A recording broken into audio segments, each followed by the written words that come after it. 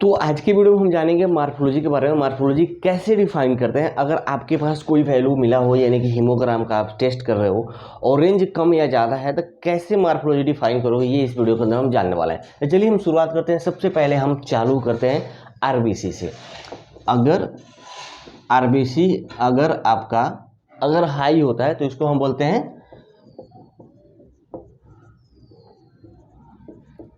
इरिथ्रोसाइटोसिस, और अगर लो होता है तो लो के लिए हम कुछ नहीं बोलते हैं। तो ये हमेशा याद रखना। अगर किसी भी सीवीसी में अगर आरबीसी अगर हाई होता है तो उसको हम इरिथ्रोसाइटोसिस बोलते हैं। सेम इसी तरह से जब आओगे, जब डब्ल्यूबीसी देखोगे, अगर डब्ल्यूबीसी आपका अगर नॉर्मल रेंज से अगर ज़्यादा है तो उसको हम बोलते हैं ल्यूकोसाइटोसिस। और वही अगर डब्ल्यूबीसी अगर नॉर्मल रेंज से अगर कम है तो उसको हम बोलते हैं ल्यूकोपेनिया। ठीक है, तो ये हमेशा याद रखना। डब्ल्यूबीसी का जो नॉर्मल रेंज होता है वो 4000 से लेकर 10,000 तक होता है। किसी किसी लैब में 4000 से लेकर 11,000 तक होता है। लेकिन जो इसके नॉर्मल रेंज के आधार पर जब आप देखो डिफाइन करोगे तो आपको ये मार्फोलॉजी देना होता है। सेम उसी तरह से आप प्लेटलेट के बारे में देखोगे। अगर प्लेटलेट अपने नॉर्मल रेंज से अगर ज़्यादा है तो उसको हम बोलते हैं थ्रोम्बोसाइटोसिस, यानी कि थ्रोम्बोसाइटोसिस। ठीक है, और वही अगर प्लेटलेट अपने नॉर्मल रेंज से अगर कम होता है, यानी कि लो हो जाता है प्लेटलेट, तो उसको हम बोलते हैं थ्रोम्बोसाइटोपेनिया।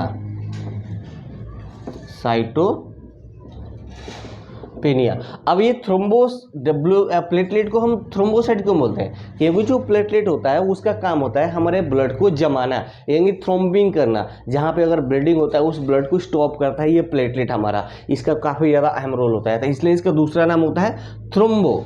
तो इसके थ्रोम्बोसाइटोसिस उसको बोलते हैं। अगर ज़्यादा होता है तो, और लो होता है तो थ्रोम्बोसाइटोपेनिया। सेम उसी तरह डब्ल्यूबीसी का दूसरा नाम होता है ल्यूकोसाइट। तो अगर बढ़ता है तो उसको ल्यूकोसाइटोसिस बोलते हैं, और लो होता है तो उसको हम ल्यूकोपेनिया बोलते हैं। सेम इसी तरह से आप आओगे, अगर ये देखते हो अगर एमसीवी का जो रेंज है वह अगर कम है। अब ये कम है, कितना तक कम है? अगर आपका नॉर्मल रेंज जो होता है, जो नॉर्मल रेंज होता है 80 से लेके 100 FL तक इसका नॉर्मल रेंज होता है। लेकिन अगर ये 80 से कम है, यानी कि यह 79 या आप ऐसे मान लो 70 से लेके 79 तक होता है, तो उसको हम बोलते हैं माइल्ड माइक्रोसाइटोसिस, यानी कि माइल्ड माइक्रोसाइटोसिस। अब माइल्ड माइक्रोसाइटोसिस क्यों बोलते हैं? कि जो एमसीवी होता है यह हमारे आरबीसी के आकार को बताता है कि आरबीसी का जो आकार है वो क्या है, उसका साइज छोटा है कि बड़ा है। लेकिन इसमें भी 3 चीज़ें होती है, होता है माइल्ड, मॉडरेट और मार्क्ड। तो अगर ये 60 से लेके अगर ये 69 तक होता है तो इसको हम बोलते हैं मॉडरेट माइक्रो, और वही अगर ये लेस देन अगर ये 59 होता है तो उसको हम बोलते हैं मार्क्ड माइक्रो, यानी कि जो आरबीसी का जो आकार है यह बहुत छोटा हो चुका है। सेम उसी तरह आप देखोगे एमसीएच के लिए। तो एमसीएच क्या करता है? हमारा आरबीसी का जो कलर होता है उस कलर को डिफाइन करता है। कि जब हमारे शरीर में जब नॉर्मल हीमोग्लोबिन होते हैं तो आरबीसी का जो कलर होता है वो बेहतर होता है। लेकिन जब हीमोग्लोबिन जब लो हो जाता है तो उसका जो कलर फेंट हो जाता है। तो ये इसके वजह से हम पता करते हैं कि आरबीसी का कलर क्या है। तो इसको भी अगर ये नॉर्मल रेंज से अगर कम होता है तो इसको हम बोलते हैं माइल्ड हाइपोक्रोमिया। और इसी तरह इसका भी डिफाइन किया गया है रेंज के आधार पे ही, माइल्ड, मॉडरेट या मार्क्ड के आधार पे हम इसको देते हैं। एक तीसरा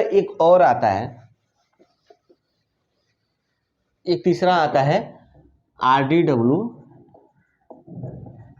आरडीडब्ल्यूसीबी। इसके जो नॉर्मल रेंजेस होते हैं वो होता है 11.5 से लेके 14.5 तक।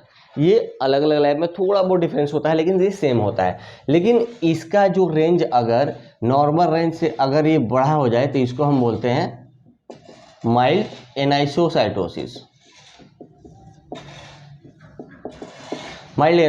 अब ये रेंज कितना तक होगा? मान लो आपका तो फिर 14.5 से लेके अगर 20 तक है तो माइल्ड एनाइसोसाइटोसिस, 20 से लेके अगर 30 तक है तो इसको हम बोलेंगे मॉडरेट एनआईएसओ, और वही अगर मोर देन अगर 30 है तो उसको हम बोलेंगे मार्क्ड एनआईएसओ। लेकिन इसमें भी एक और वेरिएंट आता है एनआईएसओ पोइक्लोसाइटोसिस, एनआईएसओ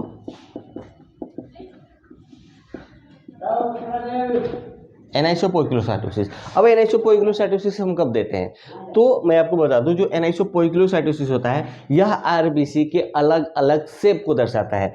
इस शेप में आप देखोगे आपको पेंसिल सेल भी देखने को मिल जाएगा, टारगेट सेल भी मिलता है, उसके बाद से आपको अगर सिस्टोसाइट भी देखने को मिल जाता है, उसके बाद से आरबीसी का जो साइड है माइल्ड भी होगा, मैक्रो भी होगा, मतलब माइल्ड साइटोसिस हो सकता है या मैक्रोसाइटोसिस हो सकता है। उसके बाद से आपको टीयर ड्रॉप सेल देखने को मिल जाएगा। यानी आरबीसी के अलग अलग शेप अगर आपको एक ही स्लाइड में अलग अलग फील्ड में अगर देखने को मिलता है तो उसको हम एनआईएसओ पोइक्लोसाइटोसिस बोलते हैं।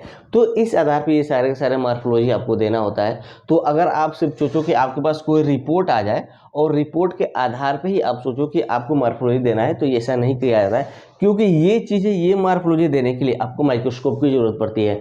जब तक माइक्रोस्कोप पे आरबीसी के सेल्स को जब देखोगे नहीं, ये आप नहीं दे सकते। हाँ, आप डब्ल्यूबीसी के, आरबीसी के, प्लेटलेट के उसके रेंज के आधार पे मार्फोलॉजी दे सकते हो कि प्लेटलेट कम है तो क्या देंगे, ज़्यादा है तो क्या देंगे, या आरबीसी ज़्यादा है तो उसको हम क्या दे सकते हैं, या डब्ल्यूबीसी कम या ज़्यादा है तो उसको हम क्या दे सकते हैं। उसमें भी हमको न्यूट्रोफिल का भी देखना होता है। न्यूट्रोफिल अगर नॉर्मल रेंज से अगर ज़्यादा है तो उसको उसके बाद से न्यूट्रोफिलिया दिया जाता है, या अगर नॉर्मल रेंज से अगर कम हो तो उसको न्यूट्रोपेनिया दिया जाता है। सेम उसी तरह लेम्फोसाइट का भी होता है। लेम्फोसाइट अगर नॉर्मल रेंज से ज़्यादा है तो लेम्फोसाइटोसिस बोला जाता है। अगर नॉर्मल रेंज से अगर कम है लेम्फोसाइट तो उसको हम बोलते हैं लेम्फोसाइटोपेनिया। ठीक है, तो इस तरह से ये सारी चीज़ें हमको डिफाइन करना होता है। तो उम्मीद करता हूँ आपको समझ में आया होगा। इन शॉर्ट वीडियो थी ये। अगर कुछ डाउट है ज़रूर कमेंट करना नीचे वीडियो में। नेक्स्ट टाइम और बेहतर तरीके से एक्सप्लेन करने की पूरी कोशिश करूँगा।